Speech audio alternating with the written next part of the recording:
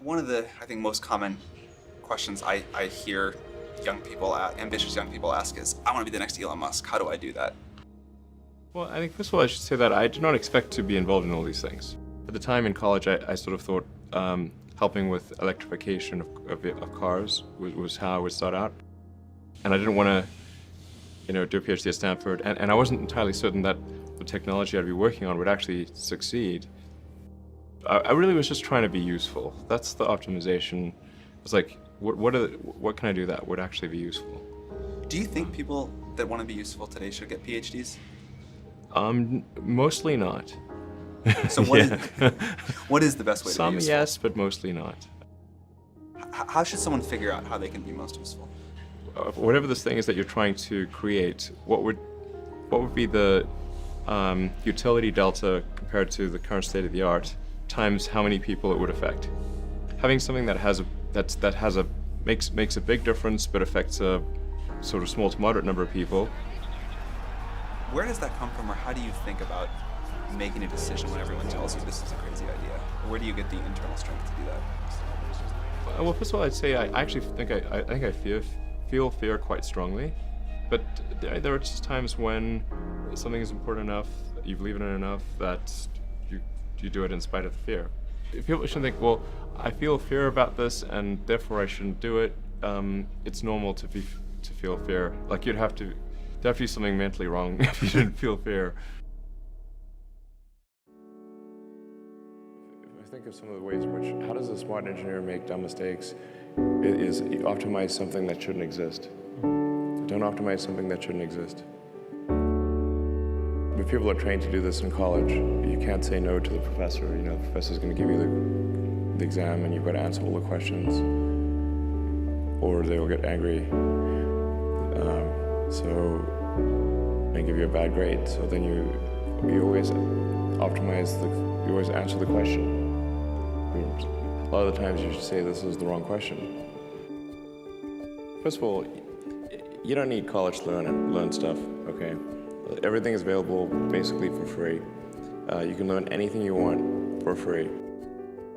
Can somebody work hard at something, including a bunch of sort of annoying homework assignments, and still do their homework assignments?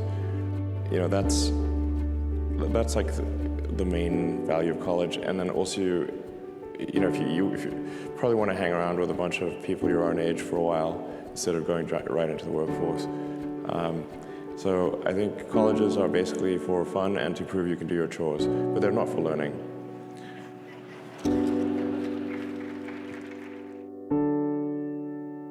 The first is you need to work, depending upon how well you want to do, and particularly if you're starting a company, you need to work super hard. So what does super hard mean? Well, when my brother and I were starting our first company, instead of getting an apartment, we just rented a small office and we slept on the couch. We were so hard up, we had just one computer, so the website was up during the day and I was coding at night. 7 days a week, all the time. If you do simple math, you say like, okay, if somebody else is working 50 hours and you're working 100, you'll get twice as much done in the course of a year as the other company. If you're creating a company or if you're joining a company, the most important thing is to attract great people. And then I think that the final thing I would encourage you to do is, now is the time to take risk. We almost did die at SpaceX, actually. So I budgeted for 3 flights. Technically, I did have a plan where I had the money from PayPal. I had like about 180 million from PayPal.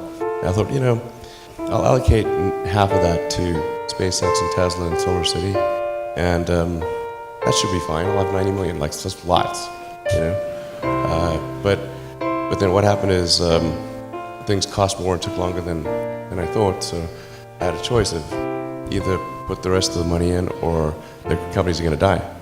2008 was brutal. Phew. People want to be more like you. I think it would be great to have more Elon Musks. So what do we need to do to become more like Elon?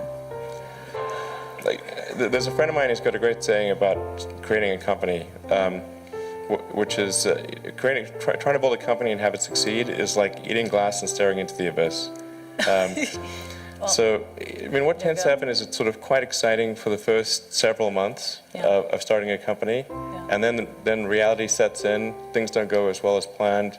Customers aren't signing up. The technology or the product isn't working as well as you thought. And then that can sometimes be compounded by a recession, and it can be very, very painful for several years. Do you fear that maybe in this generation or the younger generation that they don't have that perseverance and grit to take on these really tough challenges? I think some people do. I do think that new great entrepreneurs are born every day, and we'll continue to see amazing companies get built. I would definitely advise people who are starting a company to expect a long period of quite high difficulty. I mean, as long as people stay super focused on creating an absolute best product or service that really delights their end customer, if they stay focused on that, then your customers want you to succeed, then you probably will.